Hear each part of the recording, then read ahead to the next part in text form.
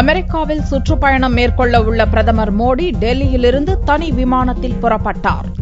பிரதமர் மோடி அமெரிக்காவில் 5 நாள் சுற்றுப்பயணத்தை செப்டம்பர் 26ஆம் தேதி துவங்குகிறார். இதற்காக டெல்லியிலிருந்து வியாழக்கிழமை பிற்பகலில் தனி விமானத்தில் அமெரிக்காவுக்கு புறப்பட்டார். அமெரிக்கா புறப்படும் முன் அவர் வெளியிட்ட அறிக்கையில், இந்தியாவின் முக்கிய தோழமை நாடாக உள்ள அமெரிக்காவுடன் இருநாட்டு உறவில் புதிய உச்சத்தை எட்டுவதற்கும் இரு நாடுகளுக்கு இடையில் உள்ள கருத்து வேற்றுமைகளுக்கு தீர்வு காணவும் தனது பயணம் உதவிகரமாக இருக்கும் என்று நம்பிக்கை தெரிவித்துள்ளார். உலக மக்களுக்கு ஊக்கமளிக்கும் வகையில் ஒபாமாவின் வாழ்க்கை அமைந்திருப்பதாக புகழாரம் சூட்டியுள்ள பிரதமர் மோடி, உலக நலனை கருதி இரு நாடுகளின் உறவை மேலும் வலுப்படுத்துவது குறித்து அவருடன் பேசப்போவதாகவும் தெரிவித்துள்ளார். சனிக்கிழமையன்று ஐக்கிய நாடுகள் சபையின் 69வது கூட்டத்தில் உரையாற்றப் போவதை தனது அறிக்கையில் குறிப்பிட்டுள்ள பிரதமர் மோடி, 21ஆம் நூற்றாண்டில் உலகை எதிர்நோக்கியுள்ள சவால்களை சந்திக்கும் வகையில் ஐக்கிய நாடுகள் சபையில் சீர்திருத்தங்களை மேற்கொள்ள வேண்டிய அவசியம் குறித்து வலியுறுத்தப் போவதாகவும் அறிக்கையில் குறிப்பிட்டுள்ளார். 26ஆம் தேதி பிற்பகலில் நியூயார்க் விமான நிலையம் சென்றடையும் நரேந்திர மோடி